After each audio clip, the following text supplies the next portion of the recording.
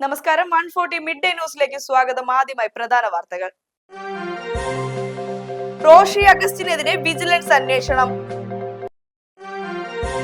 2 MLA-മാർക്കെതിരെ ചട്ടലംഘന ആരോപണം. സത്യപ്രതിജ്ഞാ ചടങ്ങിൽ ചട്ടലംഘനം നടന്നതായി ചൂണ്ടിക്കാട്ടി സർക്കാരിനെതിരെ നീങ്ങാൻ പ്രതിപക്ഷം. കാസർഗോഡ് നവവധു ആസിഡ് കഴിച്ച് ആത്മഹത്യ ചെയ്തു. വിഷു ബമ്പർ ജേതാവിനെ തേടിയെത്തി 12 കോടി. ജപ്തി നടപടികൾ നേരിടുന്ന വീട്ടിലേക്ക് വന്നെത്തിയത് കോടികളുടെ കടാക്ഷം. സംസ്ഥാനത്ത് ബലിപെരുന്നാളിന് 2 ദിവസം പൊതു അവധി. മെയ് 27, 28 തീയതികളിൽ അവധി പ്രഖ്യാപിച്ച് സംസ്ഥാന സർക്കാർ ഉത്തരവ്.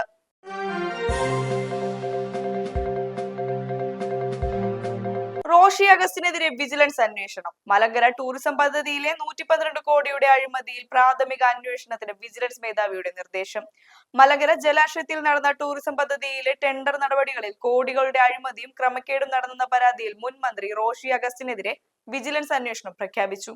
കോഴിക്കോട് ആസ്ഥാനമായി പ്രവർത്തിക്കുന്ന സ്വകാര്യ കമ്പനിക്ക് വഴിവിട്ട രീതിയിൽ ലാഭമുണ്ടാക്കുന്ന വിധത്തിലാണ് ടെൻഡർ നൽകിയതെന്ന് വ്യക്തമാക്കിക്കൊണ്ട് Thodupuzha block Congress committee vice president Baby ജോസഫാണ് പരാതി നൽകിയത്.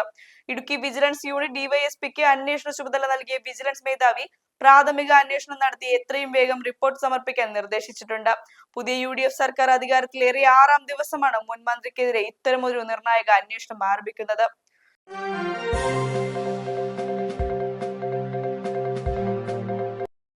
2 MLA-മാർക്കെതിരെ ചട്ടലംഘന ആരോപണം. സത്യപ്രതിജ്ഞാ ചടങ്ങിൽ ചട്ടലംഘനം നടന്നതായി ചൂണ്ടിക്കാട്ടി സർക്കാരിനെതിരെ നീങ്ങാൻ പ്രതിപക്ഷം. നിയമസഭാ സമ്മേളനത്തിൽ സത്യപ്രതിജ്ഞ ചെയ്ത് ഭരണപക്ഷത്തെ 2 MLA-മാർ ചട്ടലംഘനം നടത്തിയെന്ന് ആരോപിച്ചുകൊണ്ട് പ്രതിപക്ഷം രംഗത്തെത്തി. ആലുവ MLA അൻവർ സാദത്ത് ഔദ്യോഗിക സത്യപ്രതിജ്ഞാ വാചകത്തിന് പുറമെ വോട്ടർമാർക്ക് നന്ദി രേഖപ്പെടുത്തിയതാണ് ഇതിലെ ഒന്നാമത്തെ വിവാദം. ഭരണഘടനയനുസരിച്ച് സത്യപ്രതിജ്ഞാ വാചകത്തിൽ മാറ്റങ്ങൾ വരുത്താൻ പാടില്ലാത്തതിനാൽ അൻവർ സാദത്തിന്റെ പ്രതിജ്ഞ അസാധുവാണെന്ന് പ്രതിപക്ഷം ചൂണ്ടിക്കാട്ടുന്നു. കൂടാതെ പയ്യന്നൂർ MLA വി കുഞ്ഞികൃഷ്ണൻ സത്യപ്രതിജ്ഞ ചെയ്യുമ്പോൾ പ്രോടേം സ്പീക്കർ ജി സുധാകരൻ ചെയറിലുണ്ടായിരുന്നില്ല എന്ന കണ്ടെത്തലും പ്രതിപക്ഷം ഇപ്പോൾ ആയുധമാക്കുന്നുണ്ട്.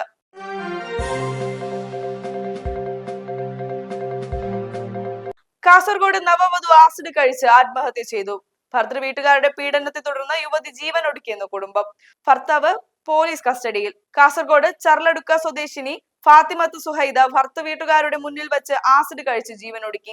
പള്ളിക്കരയിൽ നടന്ന ഈ നടക്കുന്ന സംഭവത്തിൽ മരണത്തിന് ഉത്തരവാദികൾ ഭർത്തൃ വീട്ടുകാരാണെന്ന ആരോപണമായി കുടുംബം രംഗത്തെത്തിയിട്ടുണ്ട്. സുഹൈദയുടെ സ്വർണം ആവശ്യപ്പെട്ട് ഭർത്തൃ വീട്ടുകാർ നിരന്തരം മാനസികവും ശാരീരികവുമായി പീഡിപ്പിച്ചതായി യുവതിയുടെ ബന്ധുക്കൾ പോലീസിൽ പരാതി നൽകി. സംഭവത്തെ തുടർന്ന് വിദ്യാനഗർ പോലീസ് സുഹൈദയുടെ ഭർത്താവ് ആദിലിനെ കസ്റ്റഡിയിലെടുത്ത് വിശദമായ അന്വേഷണം ആരംഭിച്ചിട്ടുണ്ട്.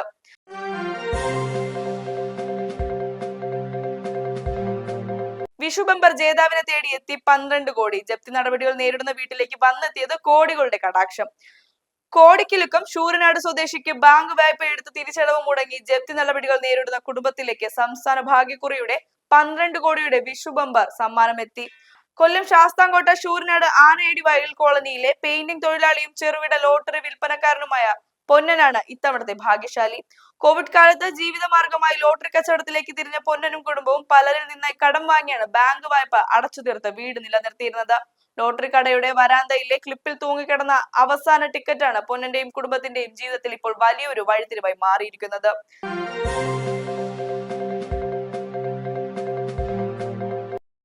സംസ്ഥാനത്ത് ബലിപെരുന്നാളിന് 2 ദിവസം പൊതു അവധി. മെയ് 27, 28 തീയതികളിൽ അവധി പ്രഖ്യാപിച്ച് സംസ്ഥാന സർക്കാർ ഉത്തരവ്. ബലിപെരുന്നാൾ പ്രമാണിച്ച് സംസ്ഥാനത്ത് 2 ദിവസം പൊതു അവധി പ്രഖ്യാപിച്ചുകൊണ്ട് സർക്കാർ ഉത്തരവിറക്കി. മെയ് 27, 28 തീയതികളിലാണ് സംസ്ഥാനത്തെ എല്ലാ സർക്കാർ ഓഫീസുകൾക്കും വിദ്യാഭ്യാസ സ്ഥാപനങ്ങൾക്കും അവധി നൽകിയിരിക്കുന്നത്. പൊതുമേഖലാ സ്ഥാപനങ്ങൾക്കും നെഗോഷ്യബിൾ ഇൻസ്ട്രുമെന്റ്സ് ആക്ട് പ്രകാരമുള്ള സ്ഥാപനങ്ങൾക്കും ഈ ഉത്തരവ് ബാധകമായിരിക്കും.